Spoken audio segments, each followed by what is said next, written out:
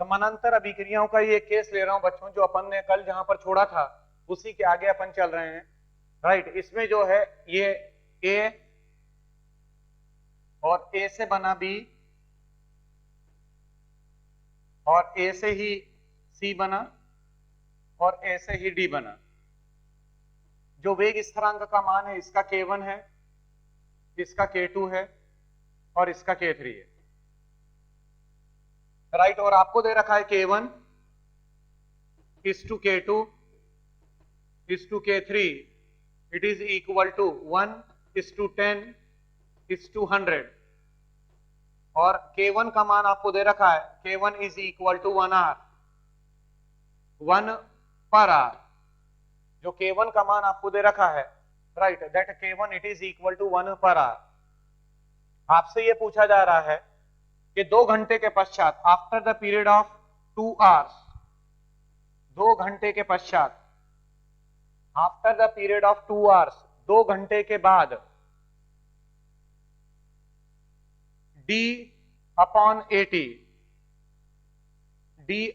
80 का जो अनुपात है वो क्या होगा।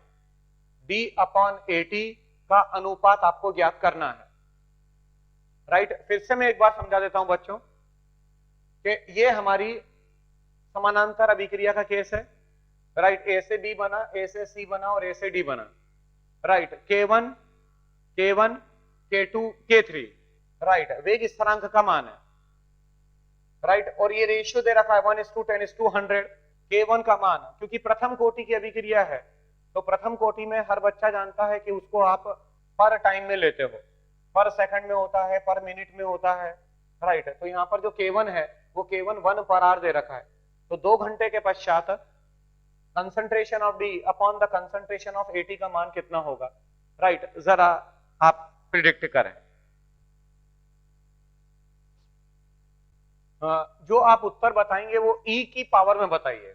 जो भी बच्चा उत्तर बताता है, राइट, वह E की पावर में बताइएगा। अब यहां पर हम क्या करेंगे, सबसे पहले तो हमने ये लिखा कि नेचुरल लॉग, प्रथम कोटि है तो natural log A0 upon 80 it is equal to K1 plus K2 plus K3 into T। और अगर आप यहां पर देखोगे तो यहां पर ही आ जाएगा K1 प्लस K2। K1 1 है तो K2 10 हो जाएगा और ये 100 हो जाएगा। 100 प्लस 10 110, 111 इंटू 2 कर देंगे। 111 इंटू टाइम दे रखा है 2, इट मीन्स ये हो जाएगा 222। राइट, और अगर आप इसको फर्दर देखेंगे तो ये हो जाएगा A0 upon 80 it is equal to E raise to the power 222। Right, अब आप A0 की जगह पर आप अगेन हम लिखेंगे 80 plus the concentration of B plus the concentration of C plus the concentration of D upon 80 is equal to E raise to the power 222। अब 80 upon 80 मतलब ये हो जाएगा 1 प्लस, अब सारे बच्चे ध्यान से सुनना, 1 प्लस यहां पर D अपॉन 80 आपसे पूछा जा रहा है, या जो भी 80 अपॉन D या D अपॉन 80 उससे कोई फर्क नहीं पड़ना है। राइट, सिर्फ वो पलट जाएगा। तो अब D अपॉन 80 तो क्या करना है बच्चों, ऐसे में क्या करेंगे आप कि अगर जो D है वो D के बनने की दर, क्योंकि जो D है वह D के लिए जो वेग स्थिरांक है वो K3 है, तो D के बनने का जो वेग स्थिरांक है वो 100 गुना है। इसका मतलब ये हुआ वो 100 गुना है। इसका मतलब ये हुआ कि अगर आप D की सांद्रता, अगर D मानते हो, D की सांद्रता अगर किसी टाइम पर, किसी भी टाइम पर, वैसे यहां टाइम आपको दे रखा है 2 घंटे, 2 घंटे का समय आपको दे रखा है, 2 घंटे के बाद अगर D की सांद्रता आप कैपिटल D लेते हो, राइट, तो जो B की सांद्रता होगी वह B की सांद्रता D के मुकाबले 1/100 होगी, 1/100 होगी। इट मींस B की सांद्रता बराबर D/100 प्लस C की सांद्रता D के मुकाबले 1/10 होगी प्लस D। राइट, और यहां पर हमारा 80 चल रहा है। Is equal to E raise to the power 222। Right, अब इसको अगर आप सॉल्व करेंगे, अगर आप एलसीएम लेते हैं, सॉल्व लिया आपने यहां पर, इट मींस ये हो जाएगा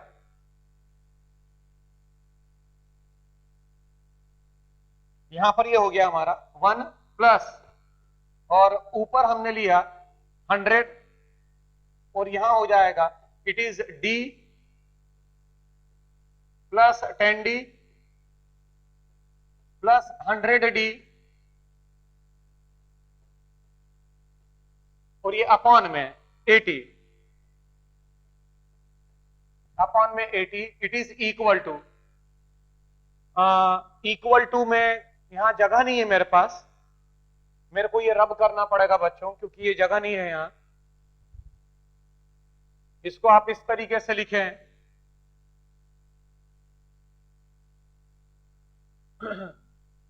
1 plus d plus 10d plus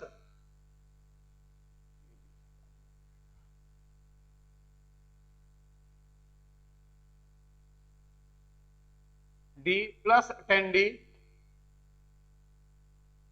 plus 100d upon 100, और ये नीचे 80 is equal to E raise to the power 222। Right, यहां पर 100 मैंने लिया, तो ये d plus 10d plus 100d upon 180, 100 रहेगा तो 180 नीचे आ जाएगा। इट मींस ये हो जाएगा d plus 10d plus 100d, मतलब ये हो जाएगा 111 concentration of d upon 180, it is equal to e raised to the power 222 minus 1। अब यहां पर d अपॉन 80 पूछा जा रहा है, तो ये आ गया आपका d upon 80, d upon 80 is equal to 100 upon 111 e raised to the power 222 minus 1। 100 upon 111 bracket e raise to the power 222 minus 1, ये आपका आंसर आ जाएगा। राइट, और अब चाहे तो, अगर आप चाहे तो इसका मान भी निकाल सकते थे, वो कोई परेशानी नहीं है। राइट, आप इसका मान भी निकाल सकते थे। ठीक है, तो इसको उतार लीजिए, मैं अगले प्रश्न पर आ रहा हूं। अगला प्रश्न क्या है, जरा देखिएगा आप लोग। अगेन समानांतर अभिक्रिया का केस है। अगला प्रश्न है, ए से हमारे को बी मिला और ए से ही हमारे को सी मिला। वेग स्थिरांक का मान K1 और K2। राइट, बी के लिए वेग स्थिरांक का मान K1 है, सी के लिए वेग स्थिरांक का मान K2 है, और यहां पर आपको दे रखा है K1 upon K2, it is equal to 1/9, और जो K1 का मान है, वो K1 का मान आपको दे रखा है 1.3 गुणित 10 की घात में ऋण 5 प्रति सेकंड। K1 का मान जो है वो आपको दे रखा है 1.3 गुणित 10 की घात में ऋण 5 प्रति second.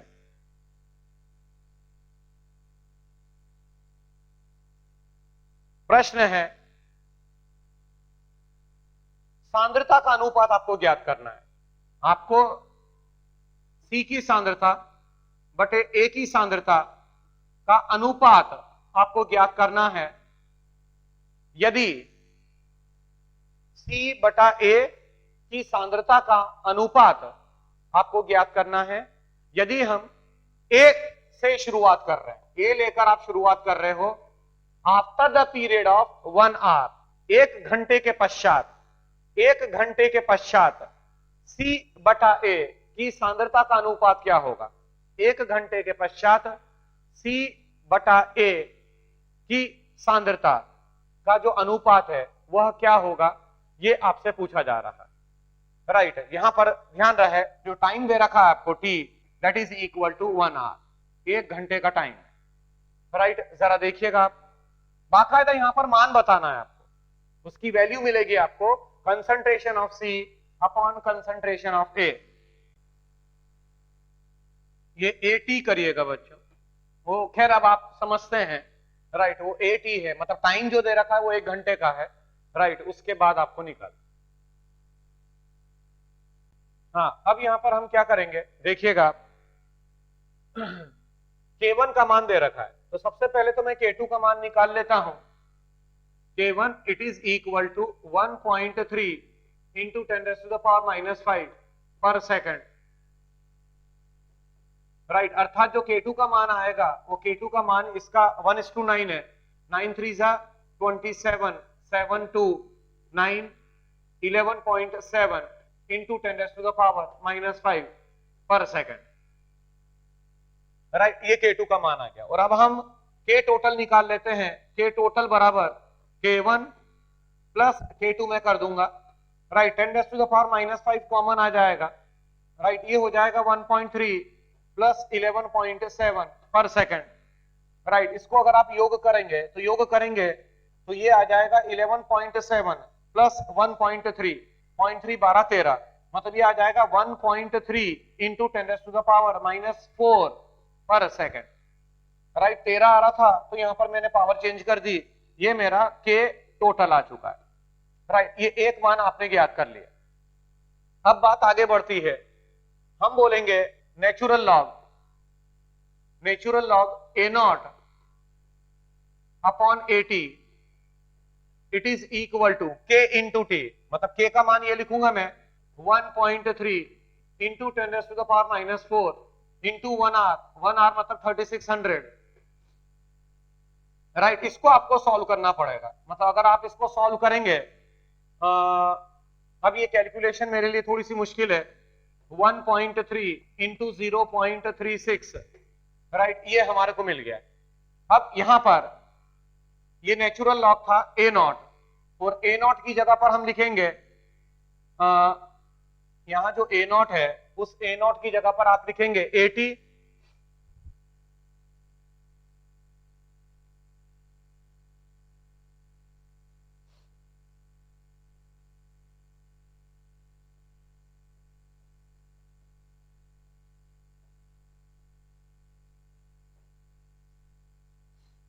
Upon AT it is equal to 1.3 into 0.36, right, यहां तक चल रहा था। अब इसी को हम ऐसे लिखेंगे, natural log it is 1 plus, इस यहां पर C अपॉन AT को लेकर बात कर रहा है, तो C अपॉन AT को लेकर बात कर रहा है, मतलब B हटाना पड़ेगा, और B हटाना पड़ेगा, और B का जो फॉर्मेशन है, राइट, वह C के मुकाबले 1/9 होगा। इट मींस कि अगर ये C मानते हो तो B की सांद्रता आप बोलोगे C/9 plus C upon AT, ये हमारे को मिलेगा, इज इक्वल टू, ये हमारा चल रहा है, इट मींस यहां पर ये नेचुरल लॉग के टर्म में है, ये natural log it is 1 plus 9C, ये हो जाएगा 10C 10 concentration of C upon 80 980, right, ये 9 कॉमन रहेगा, मतलब ये 9 नीचे आ जाएगा, 10C upon 980, right, it is equal to 1.3 into 0.36, right, यहां पर मैं मिटा रहा हूं इसको। अब फर्दर अगर आप सॉल्व करोगे, तो फर्दर अगर आप सॉल्व करेंगे तो एक काम करिएगा, पहले तो ये नेचुरल लॉग है, इसको लॉग में कन्वर्ट कर दें अपन, और लॉग में कन्वर्ट करने के लिए मैं 2.303 लूंगा, मतलब ये हो जाएगा मेरा 2.303, it is log of 1 plus 10 concentration of C upon 980, it is equal to 1.3 into 0.36, ये 2.303 को वहां पर ले लीजिए, इट मींस ये हो जाएगा log 1 plus 10 concentration of C upon 980, it is equal to 1.3 into 0.36 upon 2.303। कोई बच्चा बताएगा इसको सॉल्व कर कितना मिल रहा है? कोई बच्चा मुझे बताए वहां से। 1.3 इंटू 0.36 अपॉन 2.303, 0.20, राइट, ये ले लिया अपन ने 0.20। अब 0.20 का एंटीलॉग लीजिए क्योंकि ये लॉग इधर आ रहा है, राइट। इसको सॉल्व करने के लिए तो अब ऐसी कोई डिजिट हमारे को सोचनी पड़ेगी जिसका के लॉग लेने पर हमारे को 0.2 मिले, तो वो अप्रोक्सीमेटली हो जाएगा 1.6।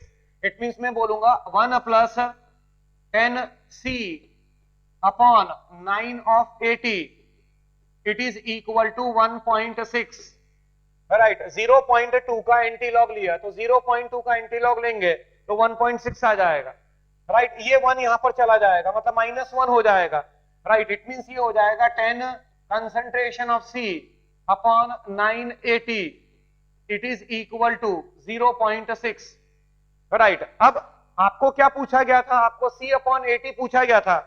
इट मींस इसी को अगर आप आगे बढ़ाएंगे तो ये आ जाएगा concentration of C upon 80 it is equal to 9 6 54 मतलब 5.4 upon 10 which is equal to approximately equal to 0.54। ये आपका आंसर आएगा, राइट। जो अप्रोक्सीमेटली आंसर हमारे को मिलेगा that will comes out to be 0.54, right. तो अब इतनी कैलकुलेशन तो बच्चों हमारी होनी चाहिए, इतना तो हमारे पास कमांड होना चाहिए, क्योंकि केमिस्ट्री की बात करें, अगर हम फिजिकल केमिस्ट्री की बात करें तो फिजिकल केमिस्ट्री में कम से कम 3-4 टॉपिक ऐसे होते हैं जहां पर लॉग एंटी लॉग का आपको हैवी इस्तेमाल करना पड़ता है। जैसे कि आयनिक साम्य होता है, विद्युत रसायन होता है, वहां पर हमारे को हैवी इस्तेमाल करना पड़ता है, राइट। तो ये आपका क्वेश्चन सॉल्व हो चुका है। 0.54 is the approximate answer, right. अगले क्वेश्चन पर आइएगा। ये समानांतर अभिक्रियाएं हैं आपकी कंप्लीट हो चुकी है बच्चों, राइट। अब मैं कुछ स्पेसिफिक क्वेश्चंस ले रहा हूं, कुछ बढ़िया क्वेश्चंस ले रहा हूं, राइट। देखिएगा,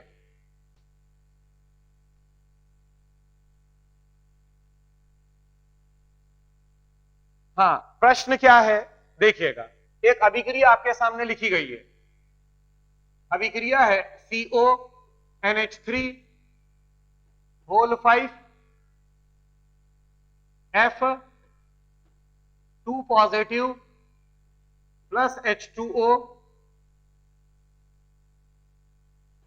देता है CO रिवर्सिबिलिटी का, उत्क्रमणीयता का चिन्ह लगाइएगा, CONH3 whole 5 H2O 3 positive plus F negative. ये आपकी अभिक्रिया है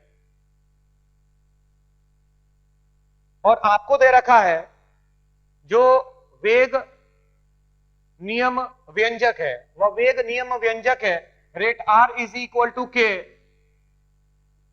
ये जो संकुल है, ये जो कॉम्प्लेक्स है, इसकी सांद्रता CONH3 whole 5 F2 positive into, हाँ इसकी भी पावर में करिएगा, ये पावर में है, ये तो कॉम्प्लेक्स है, राइट। अब इसकी पावर में यहां पर A लिखा हुआ है, या एक काम कर सकते हैं आप, एक काम करिएगा, इसको ये पूरा मत लिखो ऐसे,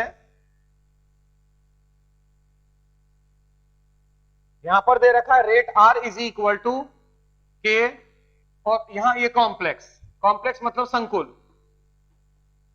कॉम्प्लेक्स लिख दो यहां पर। यहां X दे रखा है और यहां पर दे रखा है H पॉजिटिव Y, और यहां पर आपको दे रखा है कि जो H पॉजिटिव है वो अपने आप में उत्प्रेरक है, जो H पॉजिटिव है वह H पॉजिटिव अपने आप में एक उत्प्रेरक है, और क्योंकि H पॉजिटिव उत्प्रेरक है तो उसकी सांद्रता में कोई परिवर्तन नहीं आएगा। उसकी सांद्रता में आप अच्छी तरीके से जानते हैं कि जब भी कोई अभिक्रिया होती है तो उत्प्रेरक की सांद्रता में किसी तरह का कोई परिवर्तन नहीं आता है, राइट। तो अब यहां पर ऐसा भी लिख सकते हैं आप, rate R is equal to K dash complex और कॉम्प्लेक्स की घात में X, राइट। आप बोलेंगे सर ये K डैश क्या है, जहां K डैश आपको दे रखा है K dash it is equal to K H positive की घातांक में Y, राइट। अब हमने एक्सपेरिमेंट्स लिए, 2 एक्सपेरिमेंट यहां पर परफॉर्म किए गए हैं। एक दे रखा है कॉम्प्लेक्स की सांद्रता राइट, फिर H पॉजिटिव की सांद्रता, फिर T हाफ, T हाफ मतलब जिसको आप अर्धायु बोलते हैं, और T 3/4। इसके डाटा आपको दे रखे हैं, यहां पर प्रयोग है, ये प्रयोग हमने किए हैं।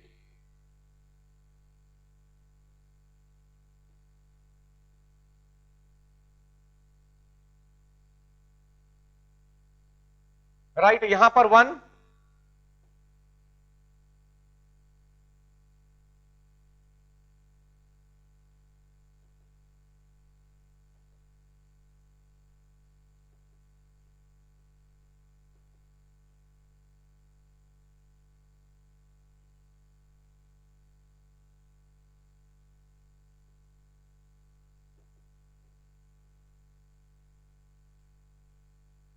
राइट, ये आपके डाटा दे रखे हैं।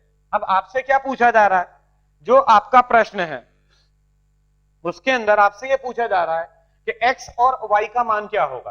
ध्यान रहे कि ये जो अर्धायु है और जो ये T 3/4 है, इसका जो यूनिट है, इकाई है, वो प्रति r में दे रखा है, वो r में दे रखा है। राइट, जो टाइम है, टाइम जैसे आप मिनट्स में लेते हैं, सेकंड्स में लेते हैं, उसी तरीके से यहाँ पर जो टाइम है वो आर में दे रखा है, और यहाँ पर भी जो 3/4 है, राइट, वो आपको आर में दे रखा है। आपसे क्या पूछा जा रहा है, कुछ भी नहीं करना है, आपको इन का इस्तेमाल करते हुए x और y का मान ज्ञात करना है, x व y का मान आपको ज्ञात करना है।